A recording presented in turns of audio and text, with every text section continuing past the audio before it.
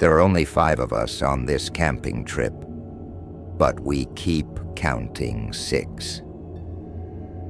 Bright flashes of red streaked across the sky. It was like someone was waving a flare light from space, faint but unmistakable. We cracked UFO jokes, laughing as we hammered our tents into the ground. I knew without a doubt there were 5 of us. We'd all been friends since middle school, and this camping trip was how we'd celebrate our high school graduation. At some point, the flashes stopped without warning, leaving us chatting casually while finishing up the tents. Dave was the first to set his tent up. "I'm gonna grab some firewood," he announced, dusting his hands off. I remember working the night shift with him last year at the gas station. Those long hours at a dead-end job had been way more fun with him around. Eric was still fumbling with his tent, muttering to himself and fiddling with the manual. I wasn't as close to him as the others, but we'd shared a math class once. I'd copied his homework a few times, not my proudest moments, but I remember them well enough. Nearby, Ava and Sally, my cousin, teamed up on their tent, giggling as they worked. I knew them both as well as anyone could. Ava's younger brother had always begged to tag along with us wherever we went. I bring all this up because I need to be clear. There were only 5 of us, and I knew everyone. Dave wandered off to find firewood, while the rest of us pulled out foldable chairs and arranged them around the fire pit. As the sun dipped below the horizon, the forest grew darker, shadows stretching across the ground like long, crooked fingers. A chilly breeze stirred the air. Eric rummaged through his bag for a flashlight, and we wondered aloud what was taking Dave so long. The rustling of leaves announced his return, and he stepped into the clearing with a pile of branches under his arm.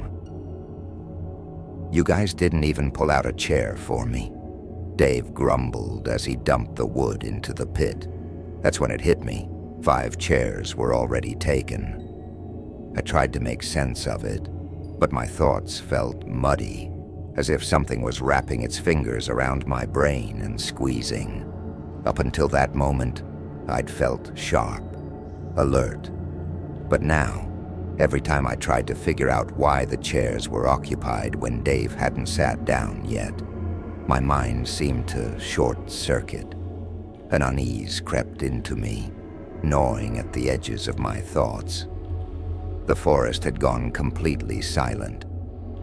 The others noticed it too. Eric fidgeted nervously, adjusting his glasses and scanning the group, his fingers twitching in frustration.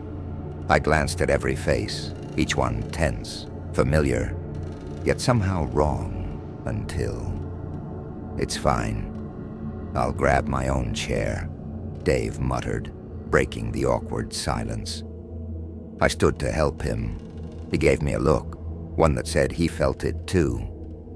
We moved toward the tents, and as we walked, I whispered, "How many people are here?" Dave hesitated, glancing at the fire pit. "There's 5, right? I mean, we packed 5 chairs." His voice wavered. "That's what I thought. Maybe someone just forgot theirs." I knew that wasn't right. We wouldn't have brought extra chairs. They were bulky, and everyone had brought their own.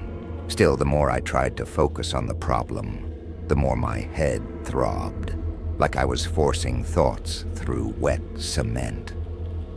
When we returned to the fire, 2 chairs were empty, one for Dave and one for me. Everything seemed to add up, except it didn't. Sally suggested we were just exhausted from the long hike, and Ava broke out the drinks.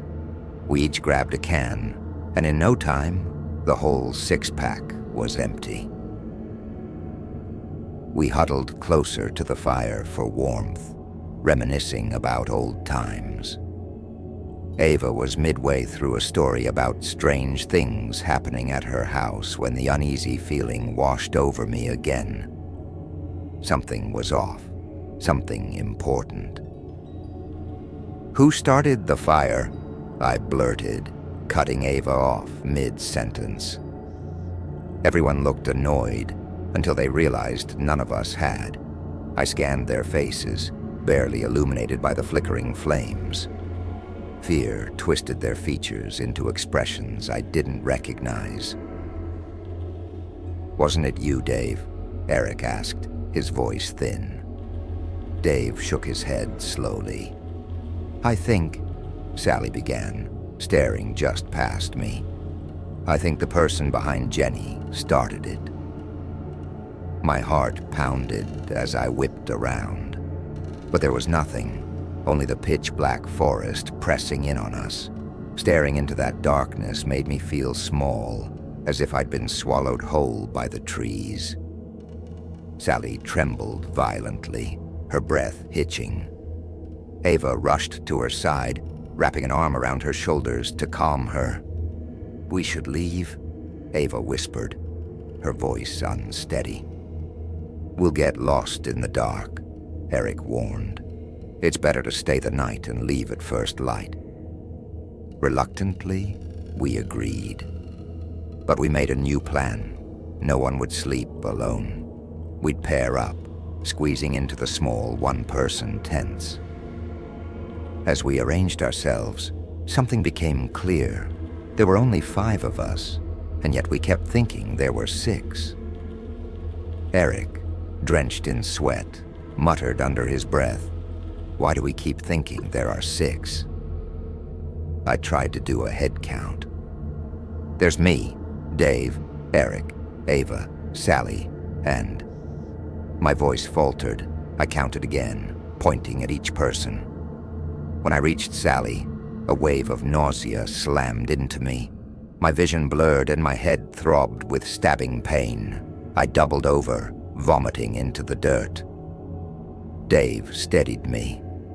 "We'll figure this out in the morning," he whispered. Later, Dave helped me into our tent. Outside, the others arranged the tents in a U-shape so the openings would all face inward. It felt safer that way. Despite the tension, sleep came quickly until Ava's scream tore through the night. Dave and I scrambled out of our tent to find Ava and Sally standing outside Eric's tent, pale and shaking. I pushed past them and unzipped the door. Eric's sleeping bag was rolled up, with him inside it. His head, twisted in agony, rested at the center of the bundle, while the rest of his body coiled around it, dark blood seeping through the fabric. Dave zipped the tent shut before anyone could look for too long. "Run," he whispered. We bolted into the forest, huddling close as Dave's flashlight cut through the suffocating darkness. Ava stumbled and twisted her ankle. Someone offered to help, but instead, they dragged her into the woods. Her screams echoed through the trees, sharp and desperate. Sally tore free from Dave's grip and sprinted after her. I tried to follow, but Dave grabbed my shoulders. "We need to go, Jenny. Please." Sally's voice was abruptly cut off, and the forest swallowed her whole. Dave and I ran, hearts pounding, lungs burning. At some point, there were 3 of us. Someone was running just behind us. "Dave? Who's behind us?" I gasped.